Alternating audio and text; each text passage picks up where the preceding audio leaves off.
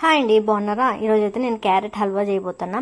Carrot మంచిగా కడిగేసేసి తొక్క తీసేసి మొత్తం తోక తలకాయ కట్ చేసేసి తుడుము పట్టేసి పక్కన పెట్టేసుకోవాలి. ఒక గిన్నె పెట్టుకొని దాంట్లో 4 to 5 స్పూన్ నెయ్యి వేసేసి స్లో ఫ్లేమ్లో క్యారెట్ దాంట్లో 5 to 10 మినిట్స్ ఫ్రై చేసేసి 1 kgకి 1 లీటర్ పాలు పోసేసి మంచిగా పాలు ఇనిగిపోయే వరకు ఫ్రై చేసుకోవాలి. మంచిగా అసలు వాటర్ మిల్క్ అనేది ఉండకూడదు. ఆ తర్వాత తగినంత చక్కెర, నేను కొన్ని యాలకులు మిక్సీ పట్టి చక్కెరలో అవి కూడా దాంట్లోనే వేసేసాను. మంచిగా చక్కెర పాలు మొత్తం దగ్గరకు వచ్చే వరకు స్లో ఫ్లేమ్లోనే పెట్టాలి, ఎందుకంటే మళ్ళీ అడుగు మాడిపోతుంది బాగా. తర్వాత జీడిపప్పు కిస్మిస్ నెయ్యిలో వేయించేసి అది కూడా దాంట్లో వేసేసి మళ్ళీ 5 to 10 మినిట్స్ స్లో ఫ్లేమ్లో ఉంచేసి తీసేసి సర్వ్ చేసుకోవటమే. చాలా టేస్టీగా ఉండే క్యారెట్ హల్వా. మీకు నచ్చితే please like, share and subscribe. Thank you friends.